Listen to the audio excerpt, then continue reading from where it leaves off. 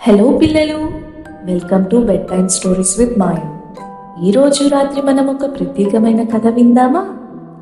ఈ కథ మీకు చిరునవ్వును తెస్తుంది మరియు మంచి పాఠాన్ని నేర్పుతుంది. చకచక మీ దుప్పటిని కప్పుకోండి, మీకెంతో ఇష్టమైన బొమ్మను దగ్గరగా తీసుకోండి. మనం ఈ మాయా ప్రపంచంలోకి వెళ్దాం. ఈ రాత్రి మనం చెప్పుకునే కథ పేరు సింహం మరియు ఎలుక. రెడీనా? చలో స్టార్ట్ చేద్దాం. అనగనగా ఒక పెద్ద అడవిలో ఒక బలమైన సింహం జీవించేది. ఒకరోజు మధ్యాహ్నం సింహం చెట్టు కింద నిద్రపోతుంది. అప్పుడు ఒక చిన్న ఎలుక పరిగెత్తుకుంటూ వచ్చి పొరపాటున సింహం ముక్కు మీద పడింది.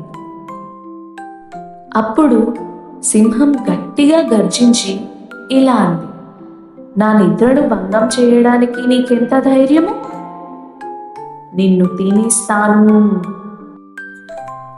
ఓ మహాసింహమా, దయచేసి నన్ను క్షమించండి.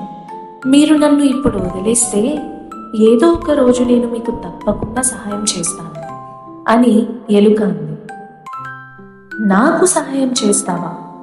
అది నీలాంటి ఒక చిన్న ఎలుక? నువ్వు నాకు ఎలా సహాయం చేస్తావు?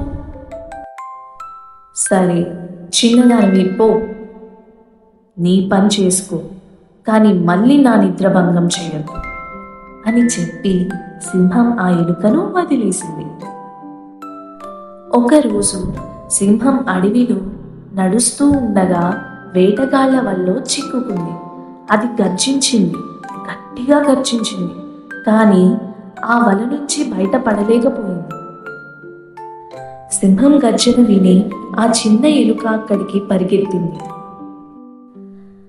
వలలో చిక్కుకున్న సింహాన్ని చూసి ఎలుక వేగంగా వచ్చి తన పళ్ళతో వలతాడును కొరికేసింది. అలా చివరకు సింహం ఆ వల నుంచి బయటకు వచ్చి వేటగాడి నుంచి తప్పించుకుంది. అలా సింహం మరియు ఎలుక మంచి మిత్రులుగా మారిపోయారు. ఈ కథ నుంచి మనం ఏం నేర్చుకోవాలంటే, మనం ఎంత చిన్నవారైనా గొప్ప పనులు చేయగలుగుతాము. మరి మన చుట్టూ ఉన్న వారికి సహాయం చేస్తే ఈ ప్రపంచమంతా మంచిదవుతుంది.